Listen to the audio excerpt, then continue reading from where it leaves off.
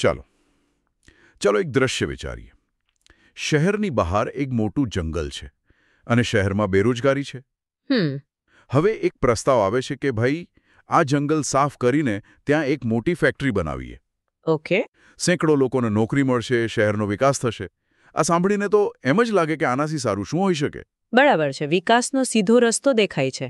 પણ સ્ત્રોતોમાં પ્રોફેસર અહેમદ જ્યારે આ જ વાત કરે છે ત્યારે ઘણા લોકોનો વિરોધ હોય છે. મને એ જ સવાલ થાય છે કે આવું કેમ? એક તરફ આટલો સ્પષ્ટ વિકાસ છે અને બીજી તરફ માત્ર થોડા વૃક્ષો. અને આ જ દ્વિધા કે વિકાસ વિરુદ્ધ માત્ર થોડા વૃક્ષો, એ જ આજની આપણી ચર્ચાનું હૃદય છે. આજે આપણે એ જંગલોની ઊંડી ગલીઓમાં સફર કરીશું જેને પ્રોફેસર અહેમદ કેવા ભારેખમ નામોથી ઓળખાવે છે ખબર છે?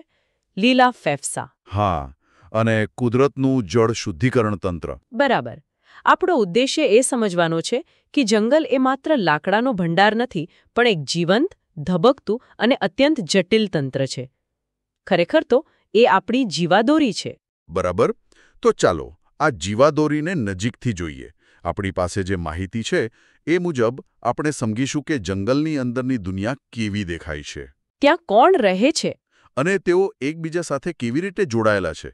અને સૌથી અગત્યનું, પેલી ફેક્ટરી બનાવવા માટે જંગલ કાપવાથી આપણે ખરેખર શું ગુમાવી રહ્યા છીએ. ચાલો આ સફર શરૂ કરીએ. ચાલો. તો જ્યારે પહેલીવાર કોઈ જંગલમાં પ્રવેશે છે ત્યારે સૌથી પહેલો અનુભવ કેવો હોય? સ્ત્રોતમાં બાળકો જ્યારે પ્રોફેસર અહેમદ સાથે જાય છે ત્યારે એકદમ દંગ રહી જાય છે. હા, કારણ કે એ લોકો એક ઊંચી જગ્યાએથી નીચે જુએ છે તો એમને જમીન જ નથી દેખાતી. બિલકુલ. બસ ચારે બાજુ પાંદડા અને ડાળીઓની એક લીલી ચાદર પથરાયેલી છે જેમાંથી આમ સૂર્યનો પ્રકાશ ટપકી રહ્યો છે અને વાતાવરણમાં એકદમ શાંતિ, ઠંડક. આ જે લીલી ચાદર છે ને, એ જ જંગલની રચનાનો પહેલો અને સૌથી મહત્વનો પાર્ટ છે. એને કહેવાય છે છત્રછાયા. અંગ્રેજીમાં કહીએ તો કેનોપી. છત્રછાયા? હા. કલ્પના કરો કે ઊંચા ઊંચા વૃક્ષોએ પોતાની ડાળીઓ ફેલાવીને આખા જંગલ માટે એક કુદરતી છત બનાવી દીધી છે. અને આ છત એટલી ગાઢ હોય છે કે સૂર્યપ્રકાશ સીધો જમીન પર નથી પહોંચતો, પણ પાંદડાઓમાંથી ગળાઈને આવે છે. એટલે જંગલની અંદર હંમેશા થોડું અંધારું અને ઠંડક રહે છે. અને આ શાંતિ પણ કેવી? ઉપરથી શાંત લાગે, પણ અંદર જીવનનો ઘોઘાટ ચાલતો હોય છે. બાળકોને પક્ષીઓનો કલરવ સંભળાય છે, ઊંચા ઝાડ પરથી વાંદરાઓનો અવાજ આવે છે. મને સૌથી રસપ્રદ વાત એ લાગી કે જંગલમાં અવાજ પણ એક ભાષા છે. બરાબર. પક્ષીઓ માત્ર ગીતો નથી ગાતા, તેઓ એકબીજાને ખતરાની ચેતવણી પણ આપે છે. એ તો જાણે એમનું પોતાનું વોટ્સએપ ગ્રુપ ચાલતું હોય. સાચી વાત છે. એ એમનું સંચાર તંત્ર છે. અને આ તંત્રનો ઉપયોગ કરનારા જીવો પણ અસંખ્ય છે. જંગલ માત્ર વૃક્ષોનું ઘર નથી. ના, બિલકુલ નહીં. એ તો જંગલી સૂવર, જંગલી બળદ, શિયાળ, શાહુડી, હાથી, આવા સેંકડો પ્રાણીઓનું આશ્રયસ્થાન છે. જંગલ એમને ખોરાક આપે છે, પાણી આપે છે અને શિકારીઓથી બચવા માટે છુપાવાની જગ્યા પણ. એટલે એક સંપૂર્ણ વસવાટ, એક આખું શહેર જ કહી શકાય. બરાબર. અને આ શહેરમાં રહેવાસીઓ પણ કેટલા વૈવિધ્યસભર છે. ટીબુ બાળકોને સાલ, સાગ, સેમલ, સીશમ, લીમડો, ખાખરો, અંજીર જેવા વૃક્ષો ઓળખાવે છે. પણ વાત માત્ર મોટા વૃક્ષોની નથી. ત્યાં નાના ક્ષૂપ, જડીબુટ્ટીઓ, જાત જાતનું ઘાસ અને વૃક્ષોને વીંટળાઈને ઉપર ચડતી વેલાઓ પણ છે. આ તો જાણે એક બહુમાળી ઇમારત જેવું લાગે છે. તમે બહુ સરસ સરખામણી કરી. વૈજ્ઞાનિકો તેને વાનસ્પતિક સમૂહો એટલે કે અંડરસ્ટોરીઝ કહે છે, પણ આપણે એને જંગલના અલગ અલગ માળ કહી શકીએ. બરાબર. સૌથી ઉપરનો માળ એટલે કે ટેરેસ એ ઊંચા વૃક્ષોની છત્રછાયા છે. ઓકે. એની નીચે મધ્યમ કદના ક્ષૂપ અને ઊંચું ઘાસ આવે, એ સમજો પહેલો માળ. અને ગ્રાઉન્ડ ફ્લોર? અને સૌથી નીચે ગ્રાઉન્ડ ફ્લોર પર નાના છોડવા અને જમીન પર પથરાયેલી વનસ્પતિ. દરેક માળ પર રહેનારા જીવજંતુઓ અને પ્રાણીઓ પણ અલગ અલગ હોય છે. અને આ બધાનો પાયો શું છે? આ દરેક માળનો પાયો છે વૃક્ષનો મુગટ એટલે કે ક્રાઉન. થળની ઉપરનો ડાળીઓવાળો ભાગ. આ હજારો મુગટ ભેગા મળીને જ આખું જંગલ રચે છે. આપણે જે ગુંદર, લાકડું, ઔષધિઓ જેવી વસ્તુઓની વાત કરીએ છીએ તે જંગલ આપણને આપે છે. પણ જંગલ ફક્ત વસ્તુઓ નથી આપતું, એ તો જીવનનું એક આખું તંત્ર ચલાવે છે. બરાબર. અને એ તંત્રનો પાયો છે ખોરાક. કોણ કોને ખાય છે તેની આખી રમત. જેને આપણે આહાર શૃંખલા કહીએ છીએ, ફૂડ ચેઇન. હા. અને એની સૌથી સુંદર વાત એ છે કે આ શૃંખલાની શરૂઆત હંમેશા વનસ્પતિથી થાય છે. કોઈ પણ પ્રાણી, ભલે તે સિંહ જેવો માંસાહારી હોય કે હરણ જેવો શાકાહારી, એ આખરે તો વનસ્પતિ પર જ નિર્ભર છે. એક મિનિટ, એ કેવી રીતે? સિંહ તો ઘાસ ખાતો નથી. ના, પણ સિંહ હરણને ખાય છે અને હરણ ઘાસ ખાય છે. ઓહ, એ રીતે. જો ઘાસ ન હોય તો હરણમાં હોય અને હરણ ન હોય તો સિંહ ભૂખે મરે. આને સમજવા માટે સ્ત્રોતમાં એક સરસ ઉદાહરણ છે. કયું? ઘાસને જીવજંતુઓ ખાય છે, જીવજંતુઓને દેડકો ખાય છે. દેડકાને સાપ ખાય. અને સાપને સમડી ખાય છે. આ એક સીધી લાઈન થઈ ગઈ. પણ જંગલમાં તો આવી હજારો લાઈનો એકસાથે ચાલતી હશે ને? બિલકુલ. અને જ્યારે આ બધી શૃંખલાઓ એકબીજા સાથે ગૂંથાય છે ત્યારે તે એક જટિલ આહાર જાળ એટલે કે ફૂડ વેબ બનાવે છે. આહાર જાળ? એનો અર્થ એ કે જંગલમાં એક નાનકડા દેડકાનું ગાયબ થવું એ માત્ર એક દેડકાનું મૃત્યુ નથી. તો શું છે? એ તો જાણે કોઈ મજબૂત સાંકળમાંથી એક કડી કાઢી લેવા જેવું છે. આખી સાંકળ નબળી પડી જાય છે અને ક્યારે તૂટી પડે તે કહી ન શકાય. આ જ જંગલની નાજુક સુંદરતા છે. વાહ!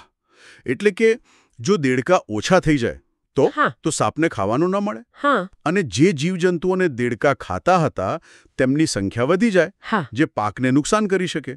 બધું જ એકબીજા સાથે જોડાયેલું છે. બરાબર. પણ એક મિનિટ, આ બધી જીવંત વસ્તુઓની વાત થઈ. હા.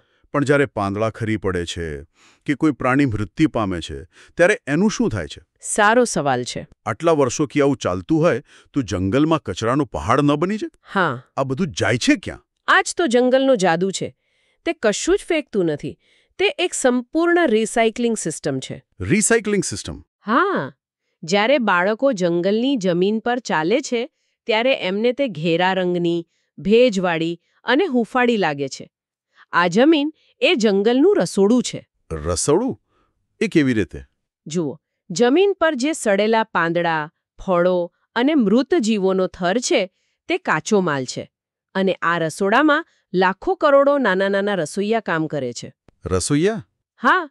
બાળકો જ્યારે બહિર્ગોળ કાચથી જમીન જુએ છે ત્યારે તેમને ફૂગ અને સૂક્ષ્મજીવો દેખાય છે. આ જ એ રસોઈયા છે. વૈજ્ઞાનિકો તેમને વિઘટકો કહે છે. ડિકમ્પોઝર્સ. એટલે કે આ જંગલની સફાઈ કરનાર ટીમ છે? સફાઈ કરનાર અને રસોઈયા બંને.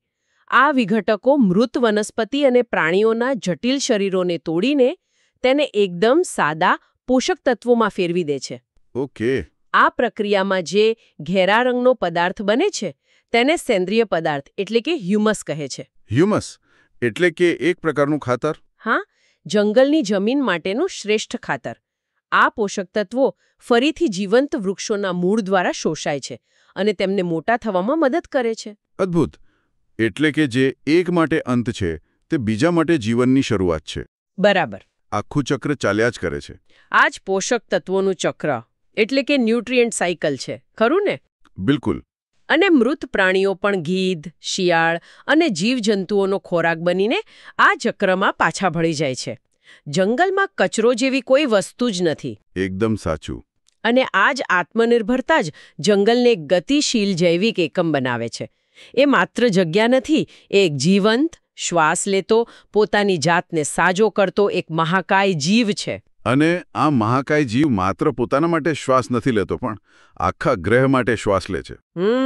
એટલે જ તેને લીલા ફેફસા કહે છે, બરાબર? હા, આ એકદમ સરળ અને સચોટ ઉપમા છે. જેમ આપણા ફેફસા ઓક્સિજન લે છે અને કાર્બન ડાયોક્સાઇડ બહાર કાઢે છે, એમ જંગલો એનાથી ઉલટું કરે છે. કેવી રીતે? વનસ્પતિઓ પ્રકાશ સંશ્લેષણ નામની પ્રક્રિયા દ્વારા વાતાવરણમાંથી કાર્બન ડાયોક્સાઇડ શોષી લે છે અને બદલામાં આપણને જીવન જરૂરિયાત ઓક્સિજન આપે છે. એ પૃથ્વીનું એર પ્યુરિફાયર છે જે સતત હવાને સાફ કરતું રહે છે. અને પાણીનું શું? મેં સાંભળ્યું છે કે જંગલો વરસાદ લાવવામાં પણ મદદ કરે છે. ચોક્કસપણે. વૃક્ષો તેમના મૂળ દ્વારા જમીનમાંથી હજારો લીટર પાણી ખેંચે છે અને તેને બાષ્પીભવન દ્વારા પાંદડાઓમાંથી હવામાં છોડે છે. આ ભેજ આકાશમાં જઈને વાદળો બનાવે છે. ઓકે. પણ એનાથી પણ મહત્વનું કામ જંગલ જમીન પર કરે છે. જંગલ એક વિશાળ સ્પોન્જ જેવું છે. સ્પોન્જ? એ કેવી રીતે? જ્યારે ભારે વરસાદ પડે ત્યારે શહેરની જેમ ત્યાં પાણી ભરાઈને પૂર નથી આવતું. કેમ? કારણ કે વૃક્ષો, તેમના મૂળ અને જમીન પર પડેલા પાંદડાઓનો થર એ વરસાદના પાણીને સીધું વહી જવા દેતા નથી. એ પાણીને શોષી લે છે. અને ધીમે ધીમે જમીનમાં ઉતારે છે. આનાથી ભૂગર્ભ જળ સપાટી એટલે કે વોટર ટેબલ આખું વર્ષ જળવાઈ રહે છે. એટલે જ જંગલની આસપાસ નદી નાળા જલ્દી સુકાતા નથી. ઓહ! તો એટલે જ જ્યારે આપણે શહેરોમાં જંગલો કાપીને કોન્ક્રીટ પાથરી દઈએ છીએ ત્યારે આપણા શહેરોમાં પૂર આવે છે. બરાબર. આપણે આપણું કુદરતી સ્પોન્જ જ કાઢી નાખ્યું છે. અને વૃક્ષોના મૂળ જમીનને પણ પકડી રાખતા હશે, ખરું ને? બિલકુલ. વૃક્ષોના મૂળ એક જાળાની જેમ ફેલાઈને માટીને મજબૂતીથી જકડી રાખે છે. જો વૃક્ષો ન હોય તો વરસાદનું પાણી સીધું જમીન પર પડે અને ઉપરની ફળદ્રુપ માટીને પોતાની સાથે ધોઈને લઈ જાય, જેને આપણે કહીએ છીએ જમીનનું ધોવાણ, સોઇલ ઇરોઝન. એટલે જંગલો માત્ર પૂર જ નહીં, દુષ્કાળ સામે પણ આપણું રક્ષણ કરે છે. સાચી વાત. આટલું બધું જાણ્યા પછી એ જંગલ એક જીવંત, ધબકતું શહેર જેવું લાગે છે. તે હવાને ઠંડી રાખે છે, અવાજનું પ્રદૂષણ ઘટાડે છે અને જીવન માટે જરૂરી દરેક વસ્તુ પોતે જ બનાવે છે. આ એક સંપૂર્ણ આત્મનિર્ભર દુનિયા છે. તમે સાચા શબ્દો વાપર્યા. આત્મનિર્ભર દુનિયા. અને આ દુનિયા સ્થિર નથી. તે સતત બદલાતી, વિકસતી અને પુનર્જીવિત થતી રહે છે. તે જીવન અને જોમથી ભરપૂર છે. પણ આ અદ્ભુત આત્મનિર્ભર દુનિયા અજેય નથી, ખરું ને? ના, બિલકુલ નહીં. એના પર આજે સંકટના વાદળો ઘેરાયેલા છે. ટીબુના દાદાનો અનુભવ સાંભળીને ખ્યાલ આવે છે કે 60 વર્ષ પહેલા એમનું ગામ જંગલોથી ઘેરાયેલું હતું. આજે જ્યાં મોટું ગામ છે ત્યાં ગાઢ જંગલ હતું. અને આ માત્ર એક ગામની કહાણી નથી. આ આખી દુનિયાની વાસ્તવિકતા છે. રસ્તાઓ, મોટા મકાનો, ઔદ્યોગિક વિકાસ અને લાકડાની સતત વધતી માંગ. આ બધાના કારણે જંગલો પર દબાણ વધી રહ્યું છે. સ્ત્રોતો સ્પષ્ટપણે કહે છે કે વધુ પડતા પશુઓને ચરાવવાથી અને વૃક્ષોની આડેધડ કાપણીથી જંગલો નષ્ટ થઈ રહ્યા છે. આંકડો પણ છે, નહીં? ભારતમાં કુલ જમીનના લગભગ 21% વિસ્તારમાં જ જંગલો બચ્યા છે. હા, માત્ર 21%. તો શું આનો અર્થ એ છે કે આપણે વિકાસ કરવાનું બંધ કરી દેવું જોઈએ? પેલી ફેક્ટરી બનાવી જ ન જોઈએ? ના. પ્રોફેસર અહેમદ બહુ સંતુલિત મત આપે છે. સવાલ વિકાસ કે પર્યાવરણ વચ્ચે પસંદગી કરવાનું નથી. તો પછી સવાલ શું છે? સવાલ એ છે કે શું આપણે સમજદારીપૂર્વક વિકાસ કરી શકીએ છીએ? શું આપણે એવી ટેકનોલોજી અને પદ્ધતિઓ અપનાવી શકીએ જેનાથી પર્યાવરણને ઓછામાં ઓછું નુકસાન થાય? અને જવાબ શું છે? જવાબ છે હા. પણ તે માટે સભાન પ્રયત્નો, લાંબા ગાળાની યોજના અને મજબૂત ઈચ્છાશક્તિની જરૂર છે. અને એ સમજની જરૂર છે કે જંગલ કાપવાનો અર્થ માત્ર લાકડું ગુમાવવું નથી. બિલકુલ. જ્યારે આપણે એક વૃક્ષ કાપીએ છીએ ત્યારે આપણે માત્ર લાકડું નથી લેતા. આપણે કોઈ પક્ષીનું ઘર છીનવી લઈએ છીએ. આપણે આહાર જાળની એક કડી તોડી નાખીએ છીએ. આપણે પૃથ્વીના ફેફસાનો એક નાનો હિસ્સો નષ્ટ કરીએ છીએ. આપણે પૂરને રોકનાર એક સૈનિકને હટાવી દઈએ છીએ. અને આપણે જમીનને પકડી રાખનાર એક હાથ કાપી નાખીએ છીએ. નુકસાન આપણે વિચારીએ છીએ તેના કરતાં ઘણું મોટું અને ગંભીર છે. તો આખી ચર્ચાના અંતે આપણે ફરી એ જ મૂળભૂત પ્રશ્ન પર આવીએ છીએ જે સ્ત્રોતમાં પૂછવામાં આવ્યો છે. જો જંગલો અદૃશ્ય થઈ જાય તો શું થાય? અને હવે મને લાગે છે કે એનો જવાબ સ્પષ્ટ છે. હવામાં કાર્બન ડાયોક્સાઇડ વધી જશે, ઓક્સિજન ઘટશે, પૂર અને દુષ્કાળ સામાન્ય બની જશે, અસંખ્ય જીવો હંમેશ માટે વિલુપ્ત થઈ જશે અને માનવજાતનું અસ્તિત્વ પણ જોખમમાં મુકાઈ જશે. આખી જીવાદોરી જ તૂટી જશે. તો આજની આપણી ચર્ચાનો સાર એ છે કે જંગલ એ વૃક્ષોનો સંગ્રહ માત્ર નથી. તે એક અત્યંત જટિલ, એકબીજા સાથે જોડાયેલું અને સ્વસંચાલિત તંત્ર છે. સૌથી ઊંચા વૃક્ષથી માંડીને જમીનની અંદર રહેલા અદૃશ્ય સૂક્ષ્મ જીવ સુધી દરેકની ભૂમિકા અનિવાર્ય છે. કોઈ પણ બિનમહત્વનું નથી. અને આ સમજ સાથે ચાલો આપણા શ્રોતાઓ માટે એક અંતિમ વિચાર મૂકીએ. સ્ત્રોતમાં એક પ્રવૃત્તિનો ઉલ્લેખ છે. કઈ? કલ્પના કરો કે તમારા વિસ્તારમાં આવેલા જંગલને કાપીને ત્યાં એક હાઉસિંગ પ્રોજેક્ટ બનાવવાનો પ્રસ્તાવ આવે છે. આજે આપણે જે કંઈ પણ સમજ્યા તેના આધારે એક જાણકાર નાગરિક તરીકે આપણી પ્રતિક્રિયા શું હોવી જોઈએ? બરાબર. આ સમજ્યા પછી આપણી ભૂમિકા કેવી રીતે બદલાય છે? શું આપણે માત્ર મૂક પ્રેક્ષક છીએ કે પછી હવે આ જટિલ તંત્રના રક્ષક બનવાની જવાબદારી પણ આપણી છે?